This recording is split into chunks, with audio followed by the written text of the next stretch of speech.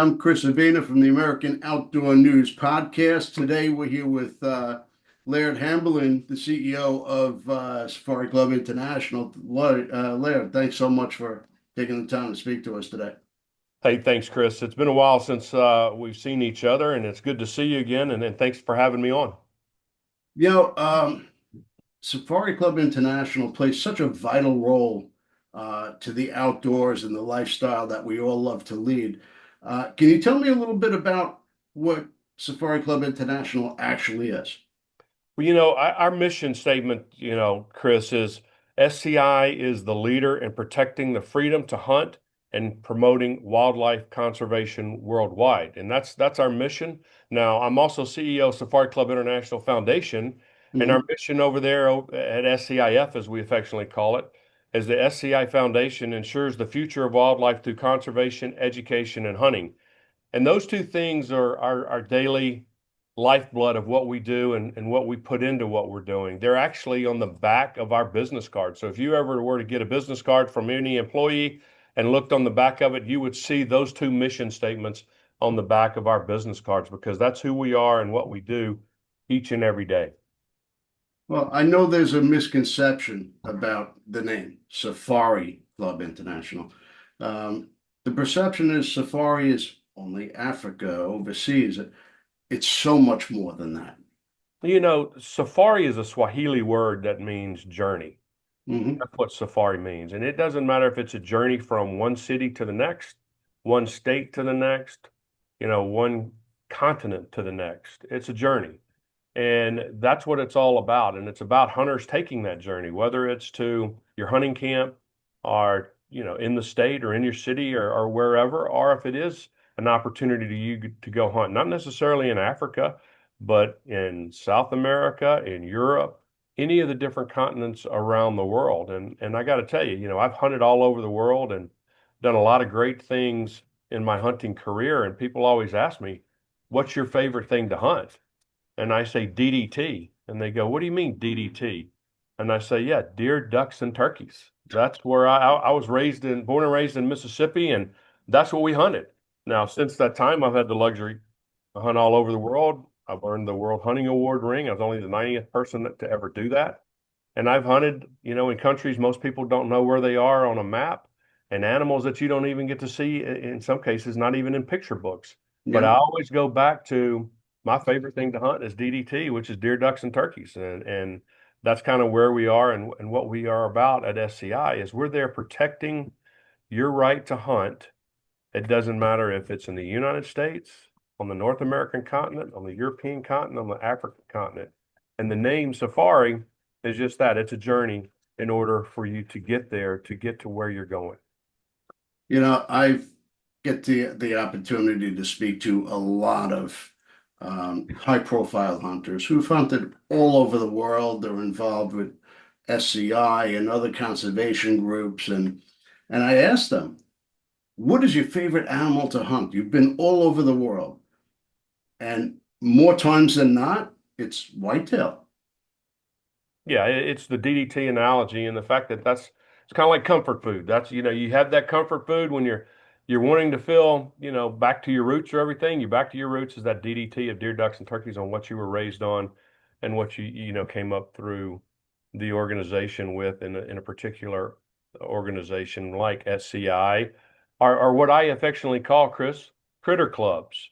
Yeah. And the difference between SCI and critter clubs is these critter clubs, which I'm all a member of, so I'm not disparaging any of them. I belong to all of them. That's DU, National Wild Turkey Federation, Mule Sure. Deer, Rocky Mountain Elk Foundation, but they're all species specific.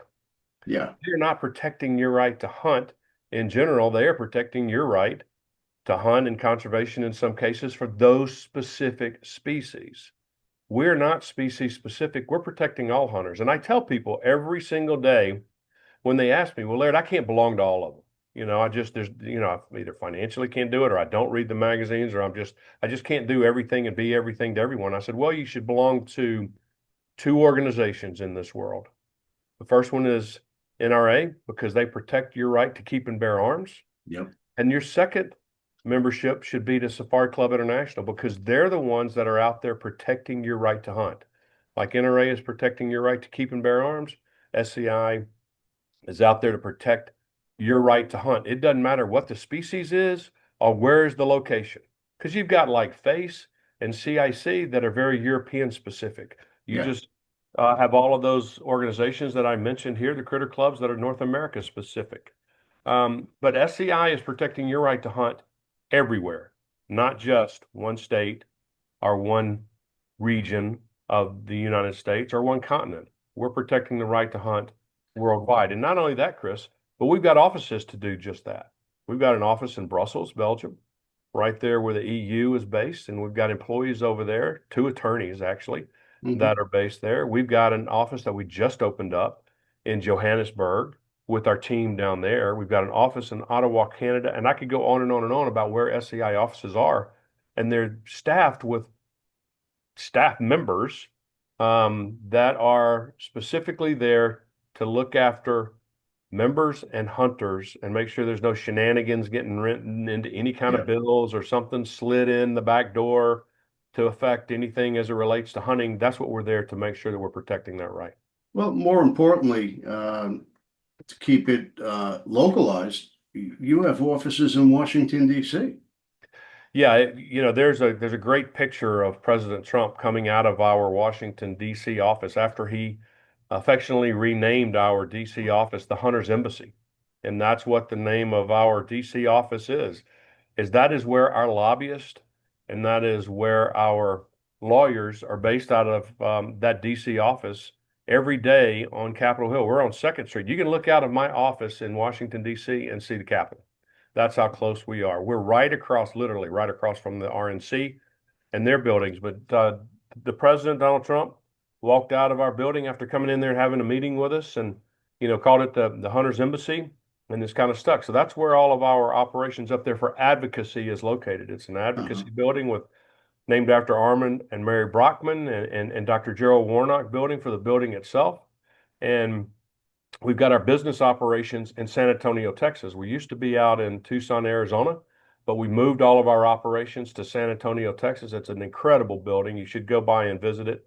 It's for all members to see. It's where our, magazine operations are located out of. It's where our marketing locations are operated out of.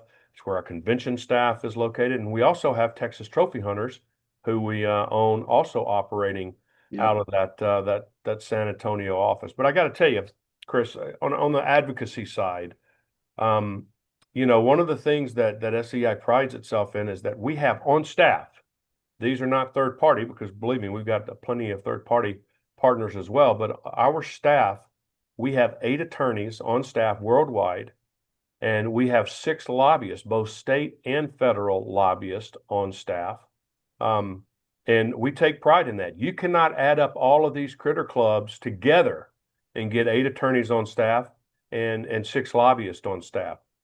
And I will tell you that that makes a big difference in what we're doing each and every day because we still have partners that we have on retainer that do a great job in partnering with us, whether it's Chris Mhm. Cox and his Cap 6. We were one of Chris's first clients when he left and started up Cap 6 over there, and he is doing a fantastic job.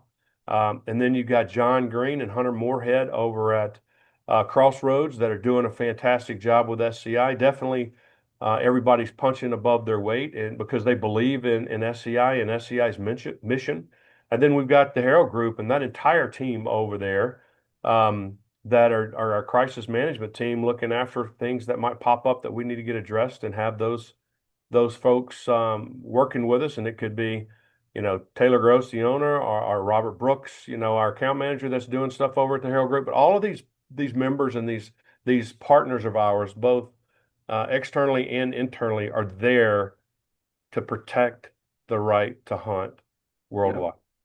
Well, we actually just spoke to Regina Lennox as well about the new Center for Conservation Law and Education, Yep. which is another aspect that SCI is always out there educating and fighting for our rights.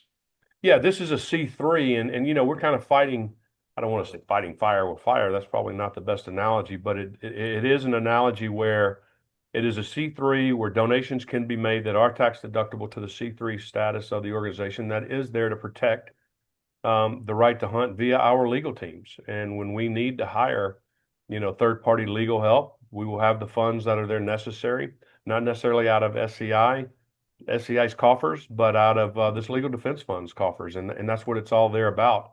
And we're very excited about this new opportunity with this C3, not only for the education, but also for the legal aspect of it too.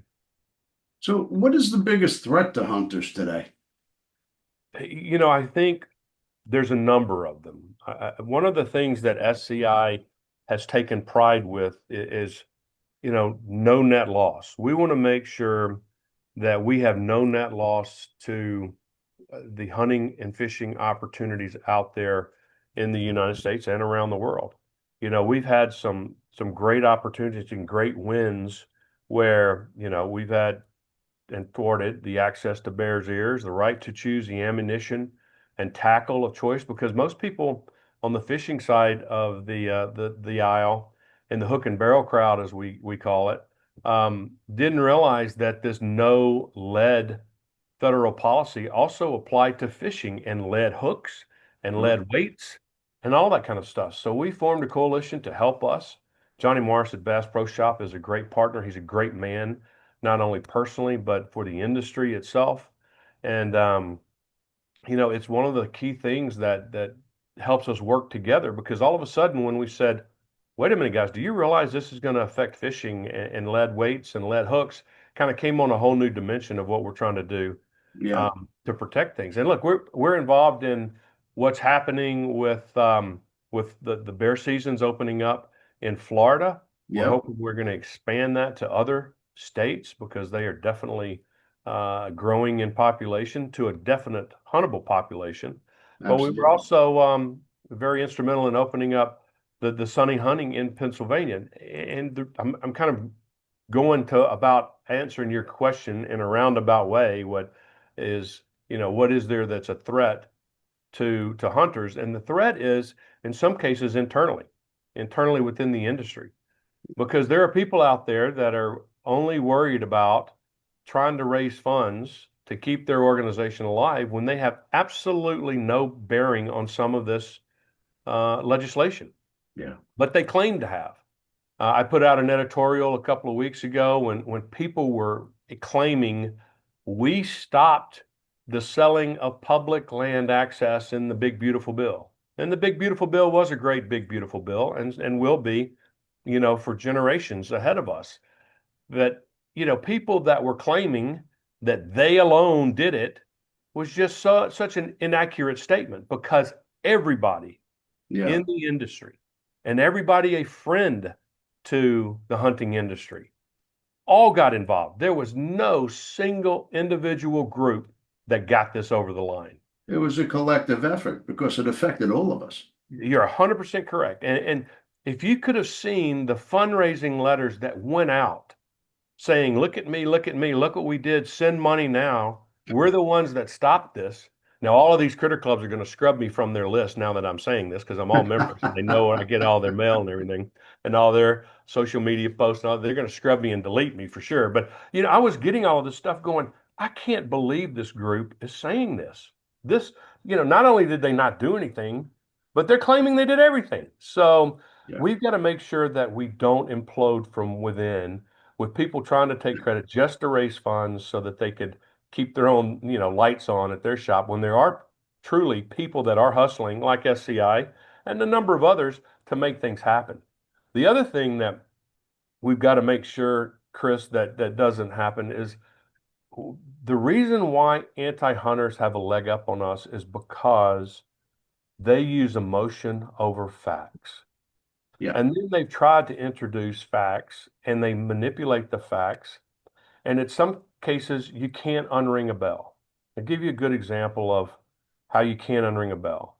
There was the study of polar bears in Canada and how that polar bears are declining in population, and it's all because of hunting and this, that, and the other, which is the furthest thing from the truth. Yeah. And got a an individual that did a study that came back and recanted his study. This is a biologist that came back and recanted his study and said his study was wrong. It was of an area that was like a mile by a mile wide, which was supposed to be, the ecosystem and the entire ecosystem of all of Canada and their polar bear population, and then it had declined. But when he came back and we said, this is not accurate, you can't use these facts. These are manufactured facts. The bell had already been rung. The Yeah. decision to stop polar bear hunting in Canada had already happened based on emotions and incorrect data. And you can't go back and unchange that because the polar bear hunting is controlled by the natives there in Canada. They have the permits. It didn't stop the number of polar bears that were hunted. It just stopped Americans from getting them the chance to hunt. The rest of the world's still hunting polar bears. Well, we They've could got go life. there and hunt them. We just can't bring them back to the US, which is kind of defeats the purpose. That's exactly right.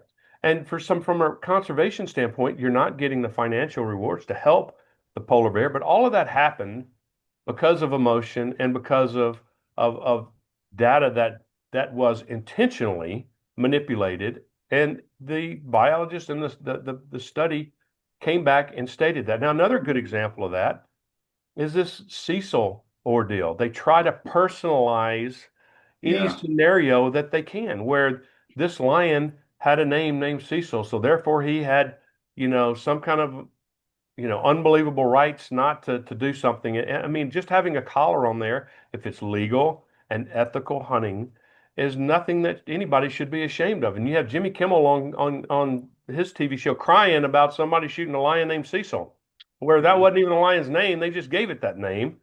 And they're trying to do something with Blondie now, which was, again, legal, ethical, hunting that was approved and everything else. But they're trying just to use that. And then, of course, they send out their fundraising letters. Look what's happening. Yeah. Send us money, blah, blah, blah, blah, blah. And in years past, Chris, the elephant was the one. Oh, And sure.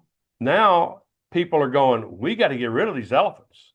It's destroying the fauna and flora of our country. When you've got a country like Botswana who can handle 8,000 elephants and they have 60,000 elephants, it's Yeah. tearing everything up. Sure. You've got to do something to control the elephant population. Now, hunting is just one opportunity for that. But to say a blanket statement, you can't hunt elephants in Tanzania or Zimbabwe or Zambia because they're cute and, the fact that they used to say, oh, they're going extinct. Now nobody believes that because, they're educated enough that Yeah. it's so untrue. But now they've gone to something else because they can't use the elephant, woe is me, it's going extinct type of scenario. Well, you don't need to look any further than the wolf. Oh, the wolf is absolutely horrible. And the thing about the wolf is you've got these federal judges that are looking at data that states that their population return is just fine and that they're over the carrying capacity. And now they're destroying mule deer and elk and everything else. And these federal judges are throwing these, you know, fish and wildlife studies out because of technicalities. They're not looking at studies done by like SCI Foundation and all that we're Yeah. doing. And Chris, here's an interesting thing. We use this analogy all the time. It's regarding the Endangered Species Act. The Endangered Species Act has to be changed. It's wrong on so many levels and it needs to be revised. And liberals and others are hiding behind, and anti-hunters especially, are hiding behind the Endangered Species Act because it is such a benign um, area that's got to be corrected. But we use the analogy that it's the Endangered Species Act is like Hotel California. You can enter, but you can never leave. Yeah. Because once you get into the Endangered Species Act and on their list, you never get off of it, no matter Yeah. what it is, and no matter how much it's recovered and what other damage it's doing to fauna and flora. And CITES is becoming, a catalyst for a weaponization of the Endangered Species Act that has to be rewritten and redone and rethought. So those are just some areas that just it's amazing that we've got to correct. Well, I look at things this way, and uh, the left has their narrative, Yep. and they're unified on it, and they all sing the same song. We as hunters, we need to put together our own narrative of why we live this lifestyle and stop the infighting. The bow hunters don't like crossbow hunters. The rifle hunters don't like these hunters. Stop it already. Yeah. Stand together as one. We're stronger in numbers. Put together a narrative that is factual, that can't be disputed. And that's what we go with.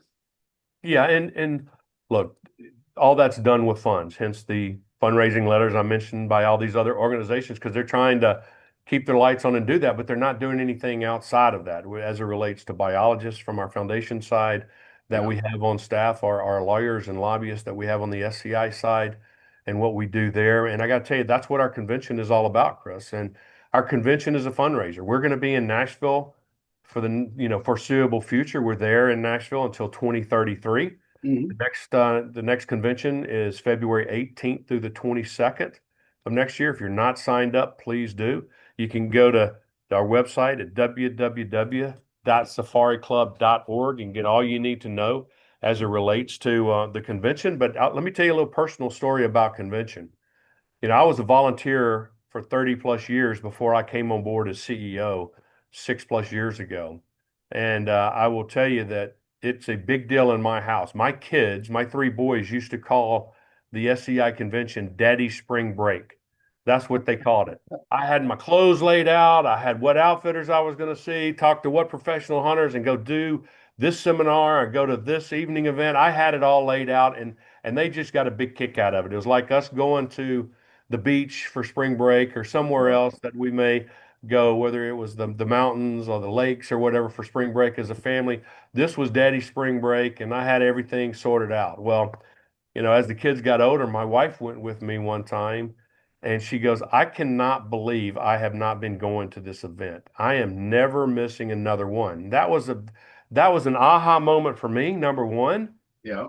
But it was another aha for me going, well, heck, this is going to start costing me an arm and a leg, bringing the wife along and everything else. But it actually worked out great. She's a great companion at this stuff, and she enjoys it now just as much as I do. But Daddy Spring Break still echoes around our house, and as I said, my wife is not gonna miss one for sure. Now, if you can't make the Nashville event, and I hope you can, we've got almost 200 chapters around the world. There's got to be a Safari Club International chapter somewhere close to Right. where you live for all of those listeners and viewers of this podcast today. There's got to be a Safari Club chapter somewhere that you can attend. Last week, I was at the Theodore Roosevelt chapter in Bismarck, North Dakota, and then I left there Friday morning and headed to Lubbock. And Lubbock had their chapter event on Saturday night. That was both of them were off the chain, fantastic. And then I leave in 2 weeks, going to the Fort Worth chapters event on a Saturday. So there is an SCI chapter at some point in time having a banquet in your area. Now understand that DSC is not part of SCI. They split away a number of years ago. Houston Safari Club is not part of SCI. They split away a number of years ago. Those are totally different organizations, and a lot of people get confused about, oh, I went to your DSC convention. That's not SCI. That's comparing apples and oranges. And when you've got the size of the facility and the number of people coming through the Nashville facility based upon the other organizations and what's going through theirs, that's more of a chapter level Yeah. event, not something that's worldwide like SCI is putting on in Nashville. So if you can't make the Nashville event, which I hope you can again, please do. If you're not a member, I'm asking you to go to help fight the good fight and become a member. Again, the website's www.safariclub.org. You can get all the information you ever wanted to know about hunting right there on the website, and that's what we kind of want to do, is to make sure that you go to SCI when you want to know all things hunting, and you go to NRA when you want to know all things guns. That's kind of where we're looking at it from a worldwide perspective. So. Well, I've been to a bunch of SCI conventions, and in my opinion, the best move you guys have done was moving the convention to Nashville. It's Yeah, it's a it's a great city, and the event is just off the charts. well, I will tell you that, we got a great governor here in Tennessee, Governor Bill Lee. He was very adamant about, making sure that we've got what we needed in Nashville, and we got two senators that were also fantastic. I just talked to Senator Marshall Blackburn not too long ago, and they want to make sure that SCI is a big part of Tennessee for a long time to come. And I will tell you that we're very thrilled. The number of people that can drive into the Nashville, marketplace, within an 8-hour drive, within a 6-hour drive, is in the millions. Sure. I mean, millions. These are licensed hunters that can drive to Nashville, within 6 hours is incredible. And that did not afford us the same luxury when we were in Reno, which is a great city. We were there for a number of years, and we were also in Vegas. But we were a statistic in Vegas. We were just another convention when we came to Vegas. Now in Reno, a Yeah. totally different scenario. We were their biggest convention in Reno. It was just hard to get in and out of there, especially when weather. Nashville, easy to fly into from everywhere. You've got the entertainment if you're not attending the evening events because they're probably sold out. So if you can attend because they are incredible events each evening. But if for some reason you can't get in, you've got the entertainment there in Nashville on Broadway that can make and fill that void, and all within driving distance if you can't fly in. So it's an incredible event all the way around. We call it camp. And Well, the other slogan is, I'll expect some VIP tickets to some of those events. oh, here we go, Chris. You're already on the list. I got you, for sure. That I know we're running out of time, but in closing, why is it so vital that hunters become a part of Safari Club International? Well, it's like I opened up with our mission. We're there to protect the right to hunt. And we're not protecting the right to hunt a species. We're not protecting the right to hunt in a state or in a region. We are protecting the right to hunt in the United States and worldwide. Because you might think, well, I'm never going to go hunt doves in Argentina, or I'm never going to go hunt in Europe, or I'm never going to go hunt in New Zealand. And then all of a sudden you have that opportunity at some point in your life and you go, I should have been helping SCI all along to make Yeah, sure that I could help protect the right to hunt, not only in my own city or state, but worldwide, because that's what we're all about. We're hunters and we need to unite, and membership is the key. stepping back to the convention and the chapter events, members have the opportunity to bid on some of these hunts and really get unbelievable deals that they would have never been afforded had they not been to this event or been a member of Safari Club International. Yeah, I mean these outfitters and these vendors know the importance of protecting their livelihood, and they want to do whatever's necessary to raise the most amount of funds to help the organization achieve those goals. So they're partners. We're partners in their success. They're partners in our success. They want us to be successful because if we're successful, they're going to be successful. And 100%. the vendors that are in Nashville, some of them get 90% of their entire bookings from that one convention. Yeah. I would say that most of those vendors that are there, they get 50+%, if not more, of their entire book of business from that one week. And that's how many people are going through the turnstiles. That's how many people are buying, because you've got to be a qualified buyer to go to the SCI convention. You have to be a member, number one, but it's also not the cheapest event to go through. It's not going to be a $20 entry fee and a bunch of people pushing strollers and that kind of thing through the aisles. These are going to be true dedicated hunters from all over the world that come in once a year to the United States to attend and visit some of the top vendors in the world. They're exhibiting at the SCI convention. And we've got a similar one in Spain, that's in Madrid, Spain, called Syngenica, that we own now. That's doing the same thing for the European market. So as we're expanding by not only acquiring Texas trophy hunters and others, we're also putting our tentacles out there in joint ventures, such as with the Professional Hunters Association of South Africa, Zambia, Zimbabwe, Namibia, and others, as we try to have like-minded people all in the same boat, rowing in the same direction, and getting to the same goals and objectives. All right. Well, I appreciate you taking the time to speak to us today. And definitely go to safariclub.org to find out more information. If you have not subscribe to the American Outdoor News Podcast. Now is the time. Hit the subscribe button, and we'll see you all again next week. Thanks, Chris.